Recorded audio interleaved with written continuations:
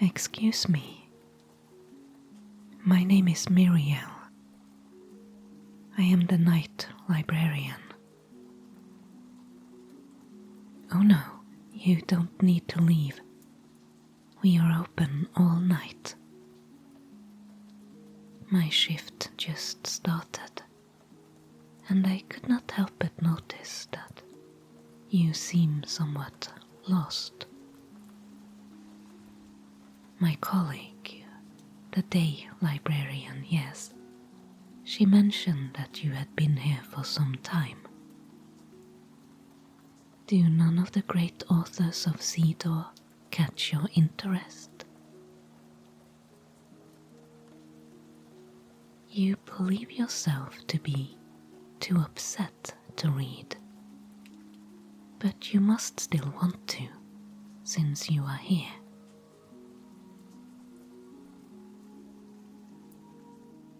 I understand. No, truly, I do.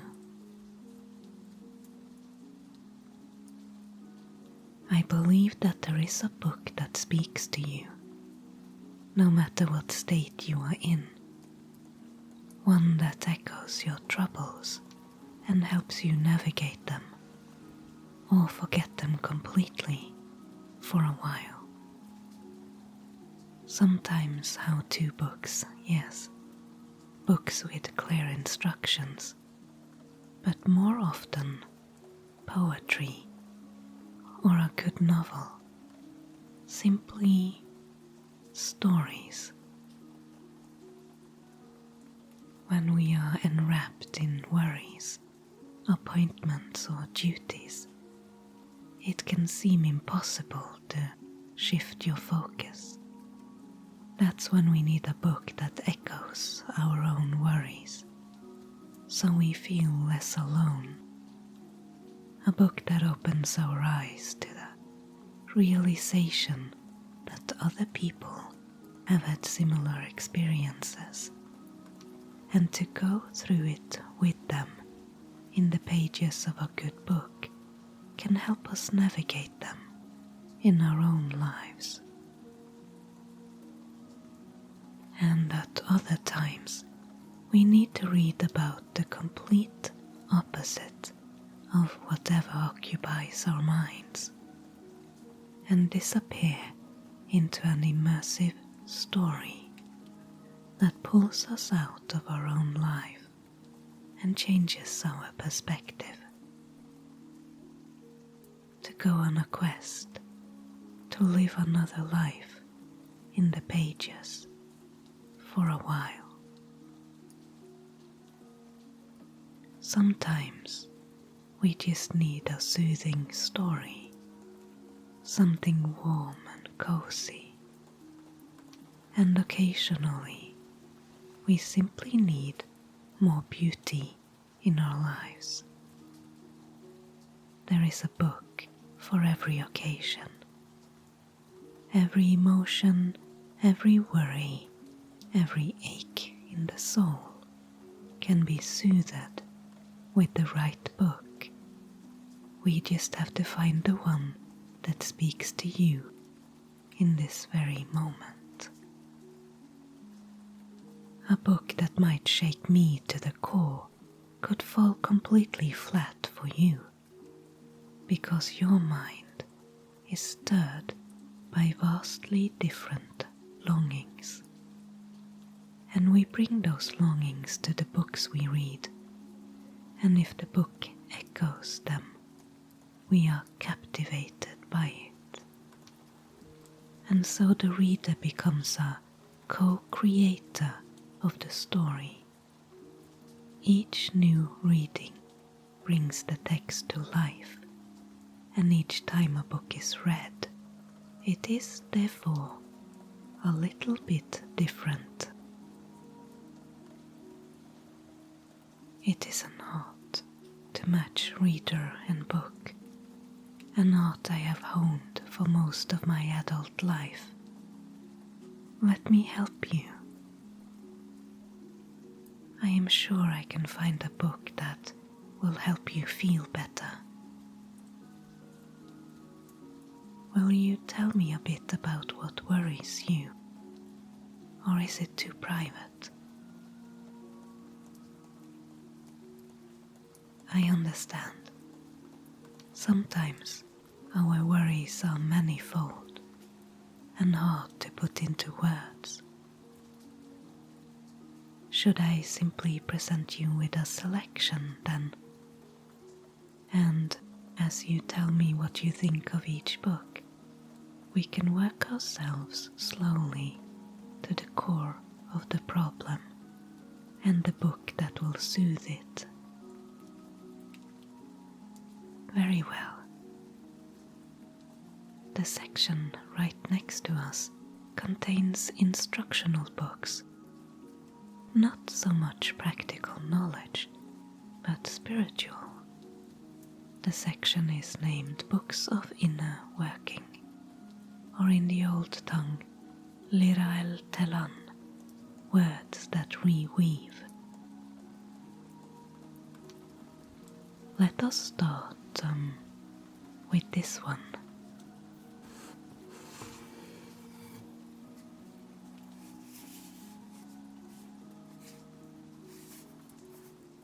The Gentle Art of Forgetting by Mistress Solenne of the Mothwood. Its main subject is healing from heartbread or Nesterath, mainly through memory-sifting charms and sleep rituals. It is recommended not for already existing grief or heartache, but for the inevitability of loss to come. Preventative, yes. The techniques do not make you forget anything, but they will loosen the bond gently. Let's see.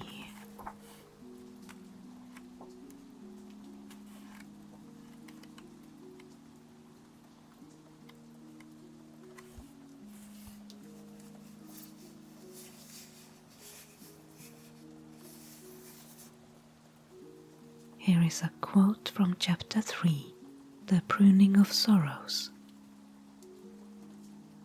Memory is not a wound to be erased, but a garden to be thinned. Let what no longer serves wither, and leave behind what still offers bloom, even if only in shadow. Solenne's writing is often calm, soft-spoken, and ritualistic. She mixes meditative prose with simple spellcasting that work only on your own mind, so anyone can use it safely.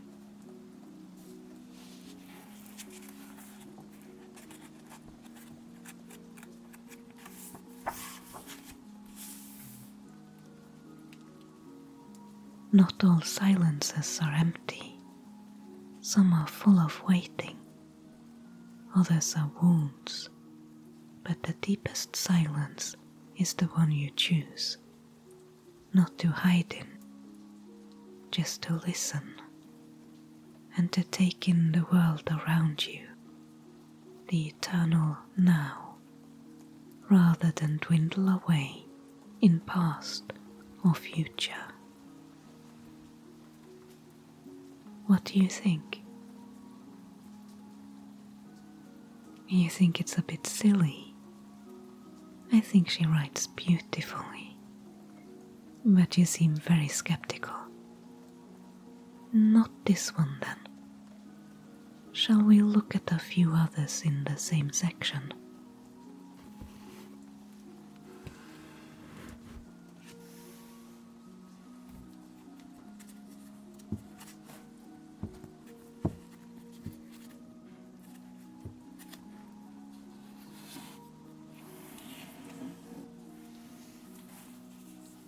How about this one?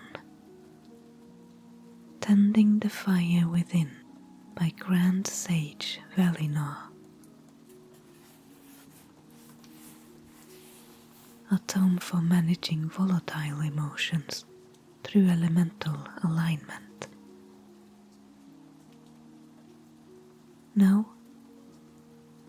Anger is not the problem, then. It's more of a steady smouldering, you say. How mysterious.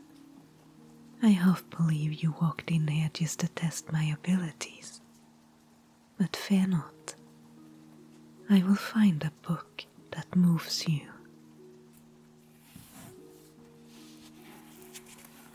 Here is a popular one for busy minds.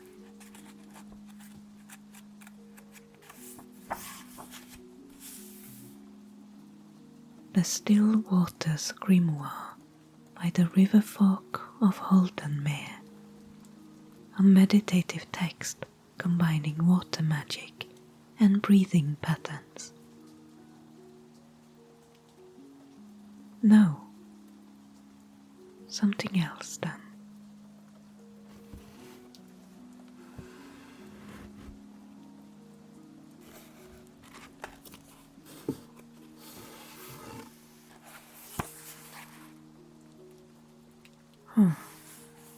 This one must be new.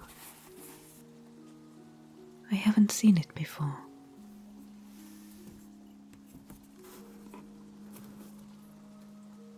Couples who slay together stay together.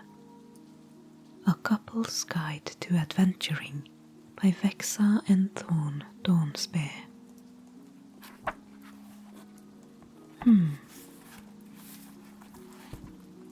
We've faced wyverns, curses, and each other's snoring. The wyverns were the easiest part. Interesting. Anything for you? Let's move on then.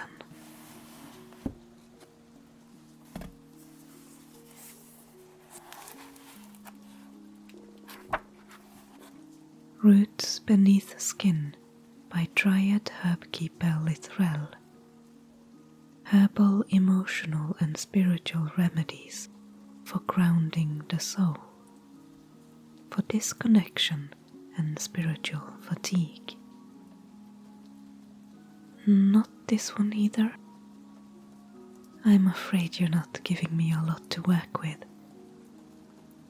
But what connects many of the books I have shown you so far is that they are grounding and calming. That is not what you are looking for, then. You have a mystery to unravel, don't you? Is it yourself? Yes, that makes sense. You are on an inward journey.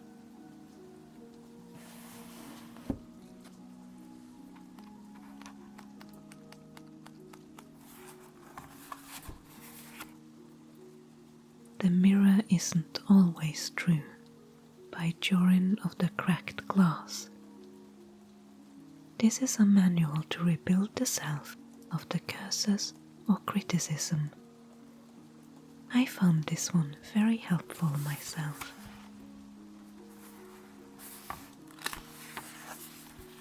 It's full of examples of unbinding old stories and soul threads. So that's a bit different. Does this pique your interest? In that case, I don't think this section is for you.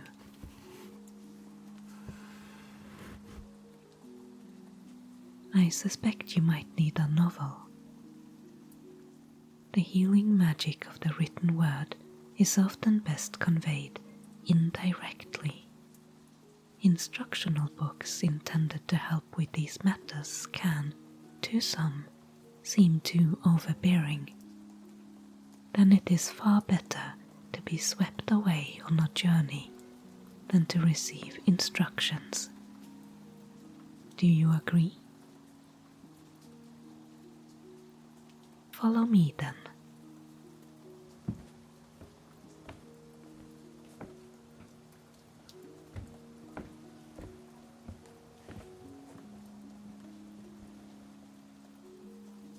This section contains books on Soulcraft, in novel form, yes.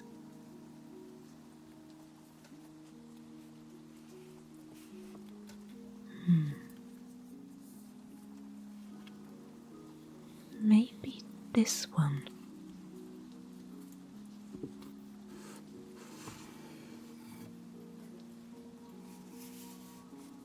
The Weaver's Silence by Hennar of the Loom Watchers.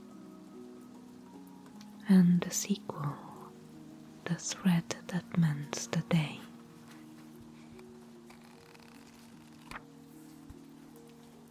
No, none of these.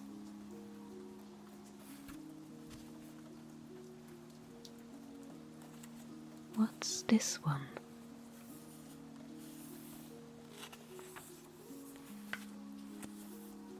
The Lantern Wife by Silk Candora. This one is ghostly. Some ghosts haunt you because they miss you. Some just don't know they have been forgiven.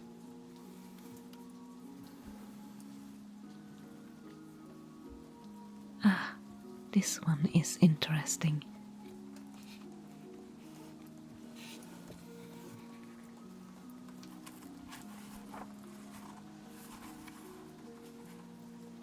Ashes of the Rain by the Blind Seer of Nareth. This book tells the story of an old lawkeeper called Arion. He speaks directly to us and tells us of his life before he became a keeper. It was a restless life, a life of endings and uprootings, and not by choice. Fate casts him from place to place, from occupation to occupation. Time and time again, people leave and things end. He is uprooted and has to start anew. It is an adventurous book. He travels quite a lot, but it is mostly introspective. We often rely on occupations to tell us who we are. Arion tries to find himself, but he cannot rely on the outer world for that. So he searches for something unchangeable inside of himself, something eternal that is not shaped by his ever-changing surroundings. Would you like a few quotes, perhaps?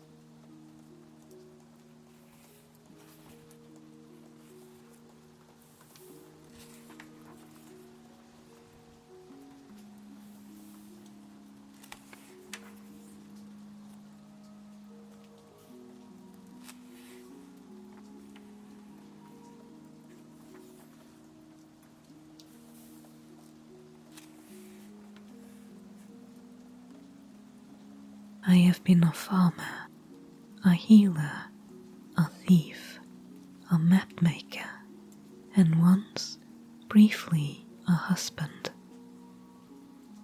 But when the names fade and the doors close, I remain, the one who lives through endings.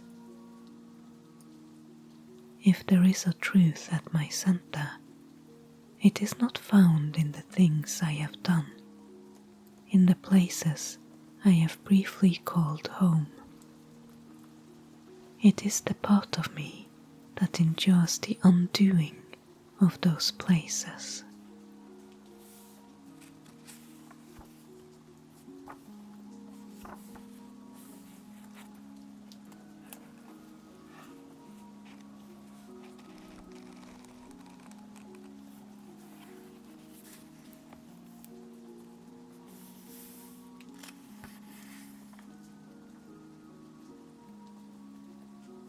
I left behind a dozen names in those years. like coats hung on nails in houses I would never return to, and each time I started anew, I thought, this is the life that will hold. But I have come to learn that some people are born without roots.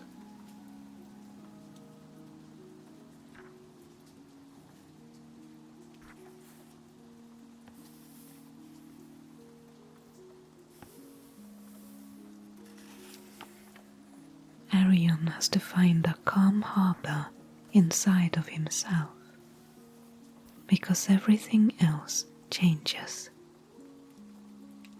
I usually recommend this book to people suffering from nullmark.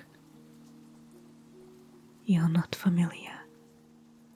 Nullmark is the realization that your most intense experiences, your loves, your losses, your pivotal moments, are invisible in the timeline of the world, leaving no mark. Like tears in a rainstorm no one else can see. Arion's insights can set you free from those thoughts. As he comes to terms with it and finds peace, so can the reader. If nullmark is what you suffer from, Ashes of the Rain can also help against fellow wake, the strange emptiness that follows a season of purpose. When a big project is completed, the crisis has passed, the goal is reached or abandoned, and all that's left is you, wondering what to be now. What do you think? Is this of interest to you? Such explorations of the self can be fascinating reads, especially if you are struggling with finding your own place in the world. But I don't think this one quite resonates with you. Perhaps you would like a different kind of exploration then.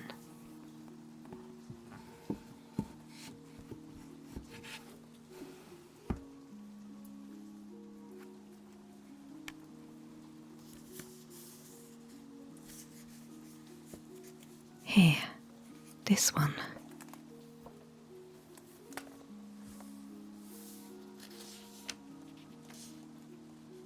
The Cloud Eater's Journal by Cecil Fenreid. Part memoir, part weather magic, part soul mapping. Or at least, Fenreid himself claimed it was based partly on his own experiences. An exaggerated biography, he called it, but few believes him. And the main character is not called Tessel. He's a Nevarian man called Emverin. When Emverin was in his 20th year, he participated in the pilgrimage to Narvak, or the temple close to the summit, like so many from Nevarion are prone to do. But at the temple gates, he was turned away, with no explanation.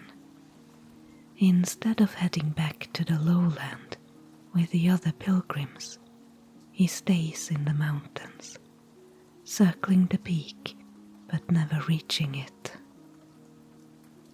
This book describes his life as a sort of wandering hermit in the wild mountains surrounding the one summit he can never climb. The book is written in the form of diary entries, starting on the day Emverin left Nevarion, the start of his failed pilgrimage. There is also a very short introduction, only 3 lines.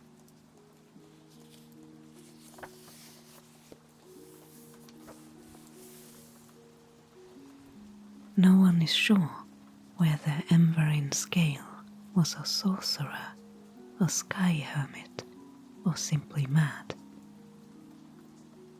What is known is that he wandered the high places of the world for 57 years, sleeping in stone dolmens, speaking with birds, and recording the moods of the sky. This book is his legacy.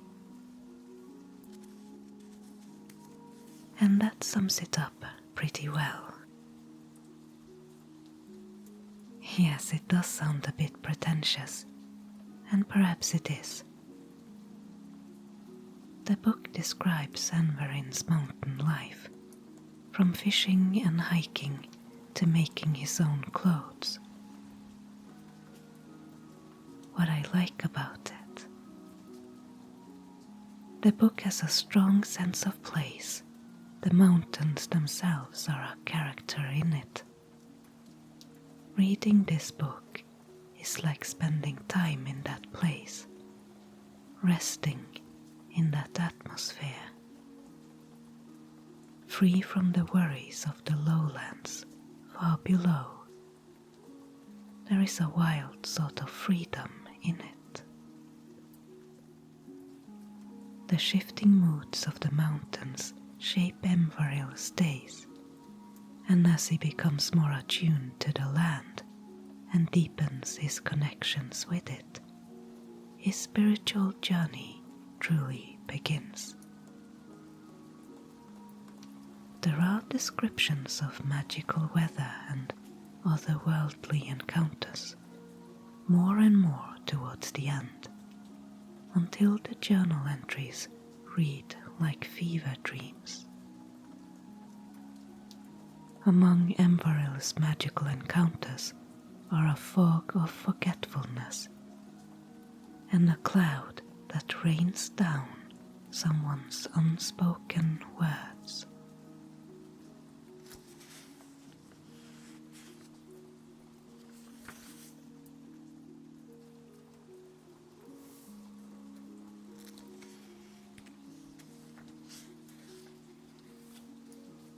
Here's an example.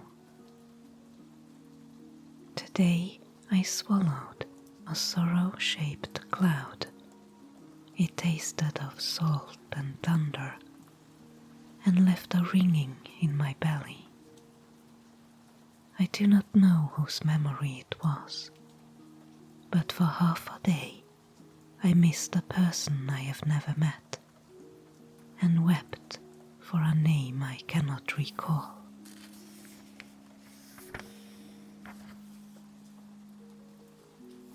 The Cloud Eater's journal is interpreted in contradictory ways.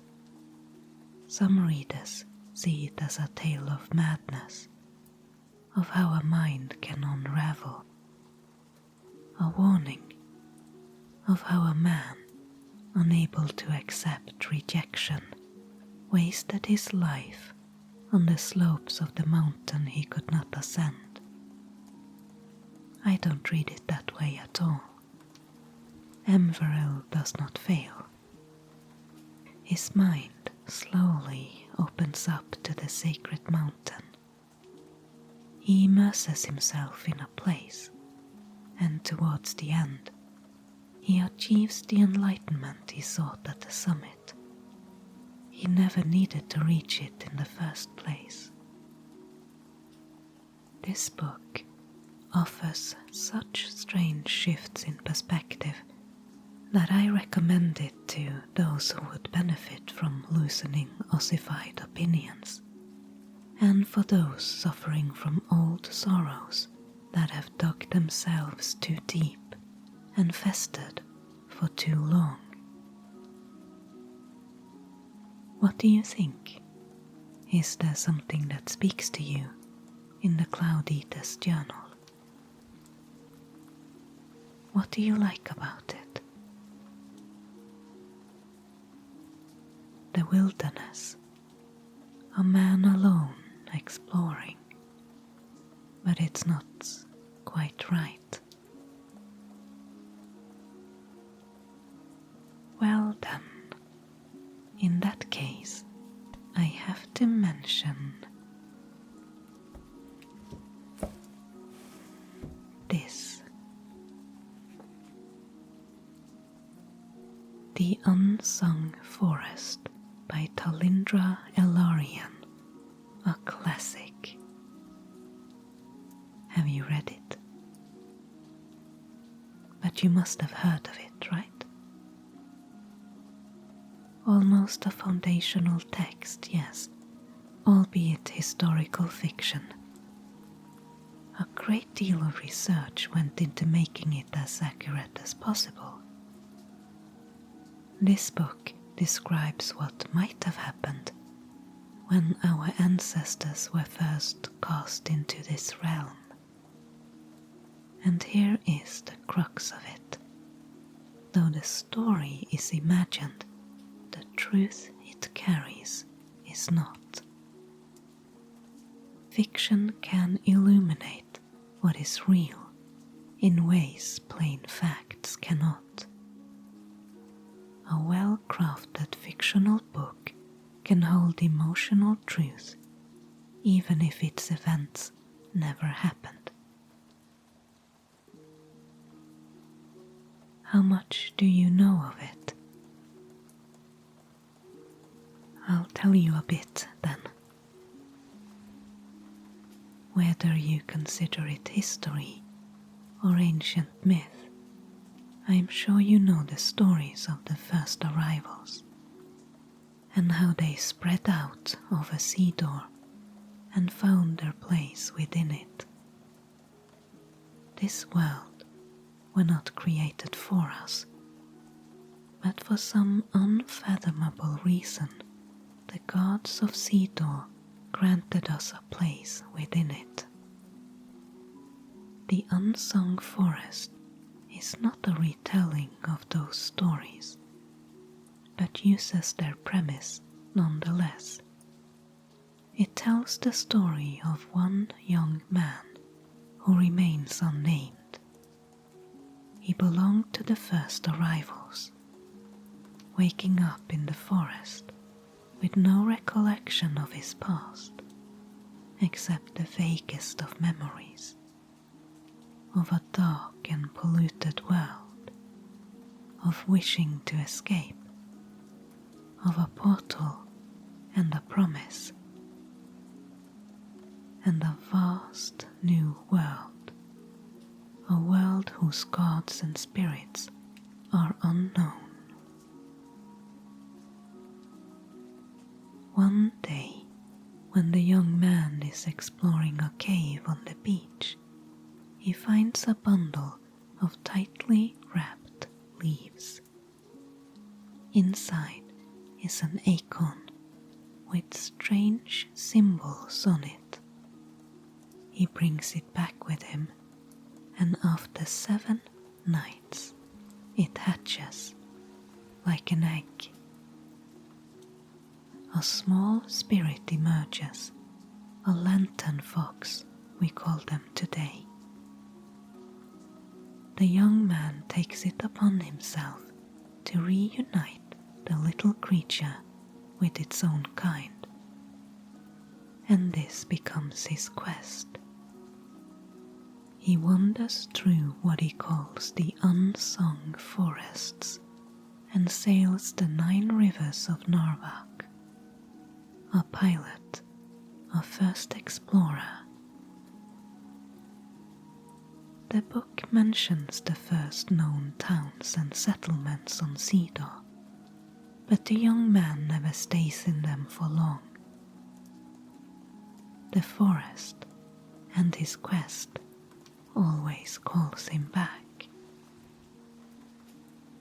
It is a wilderness story, like the Cloud Eater's Journal, but it contains more adventures and discoveries. The main character meets wild beasts we still recognize today, as well as creatures from myth, like Parneth, the white stag. He is an unconventional hero. His epic journey makes him smaller, not bigger or stronger. He becomes part of the forest only by accepting his own mortality. It is the certainty of death that gives life meaning. To me, this work evokes strong feelings of umbrophoria, the eerie joy of standing in the shadow of something much larger than yourself, of being overwhelmed by beauty or meaning so vast that your own smallness feels like a kind of freedom.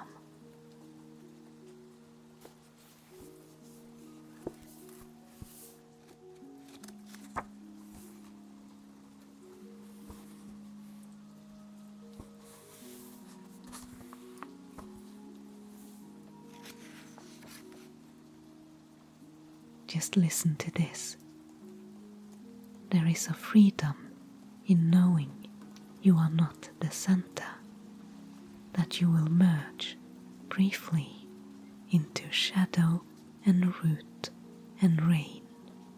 You will become part of the forest, and the forest will go on. It is not terror, not quite. To behold something that does not need you, that would continue long after you, that your body would dissolve into and become a small, insignificant part of, and to feel joy at it. That is the beginning of reverence. Is this something you wish to feel? It did seem to catch your interest. A book that evokes such grand emotions is sure to tear you loose from petty, everyday worries, and instill a sense of awe at the world around you. Not quite what you were looking for, but we are getting closer. What did you like about the unsung forest? Mysteries of the past, something lost or unattainable.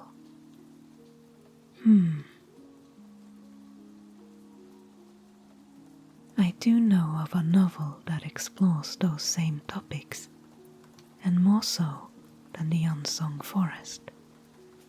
But we are moving away from the wilderness stories then. Alright, let me see if it's on the shelf or if someone has lent it. We only have the one copy.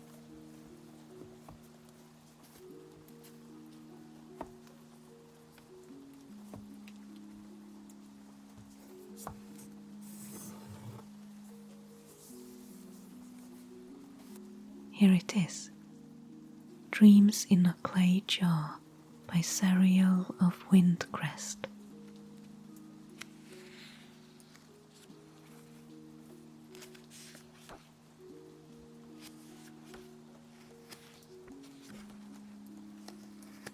It takes place on one of the islands. The story starts with a young girl named Nestra, who happens to live in a small town where a great discovery is made. Ancient ruins, older than anything ever found before, of an age to rival the first arrivals, and to question everything we believed of our own origins. Have we been here for longer than we thought? Were we not the first? Are there other lands across the sea, inhabited by unknown people? The ruins are excavated, slowly over years of Nestra's life. She grows up while this mystery is slowly uncovered. The ruins are always in the background of her life. She leaves for a few years to study history and language, and when she later returns, the ruins are believed to be an ancient palace structure or a temple perhaps. They are vast and complex, and in the deepest cellars of this structure, hundreds of clay jars are found containing crumpled up pieces of paper. Nestra uses years of her life studying them, deciphering the language on those ancient scraps. But even when she succeeds, the mystery remains unsolved. The jars contain a collection of dreams and interpretations, both equally cryptic and revealing little of the culture they originated in. Nestra reads thousands of these scraps, looking for patterns.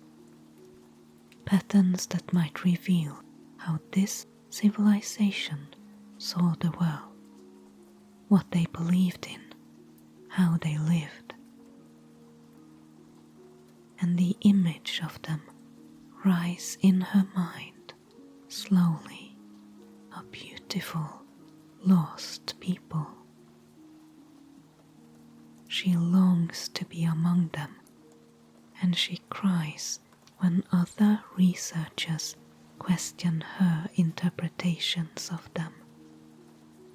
To her, this lost people can only be as she imagines them. And they are lost, irretrievably lost. They were right here, she thinks to herself. They were real, and they were right here, and the only thing that separates me from them is time. So this is a book of obsession, a yearning for something unattainable, something that you might not have wanted at all if it were attainable. Its absence is what makes it so alluring. In the book, it is described as a fenwine. You know, the climbing plant? A quiet, creeping entanglement of a thought that refuses to let go, wrapping itself around your mind, beautiful and invasive, growing stronger the more you try to pull it away. It is also a book of runigma, a deep, aching longing for a forgotten world, an ancient civilization whose name has crumbled, whose language is lost, whose gods are silent, and whose monuments tell stories we will never understand. A yearning for a time and place that vanished long before we could grasp it.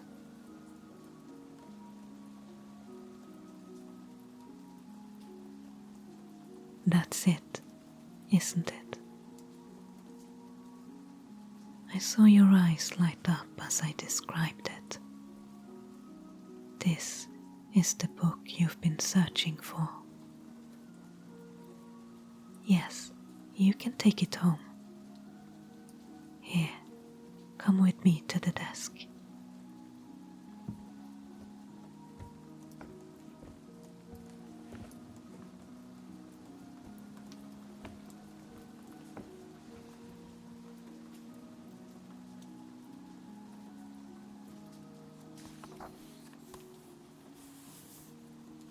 just fill this out.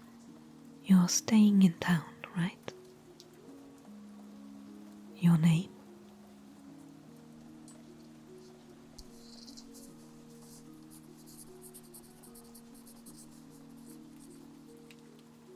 Address?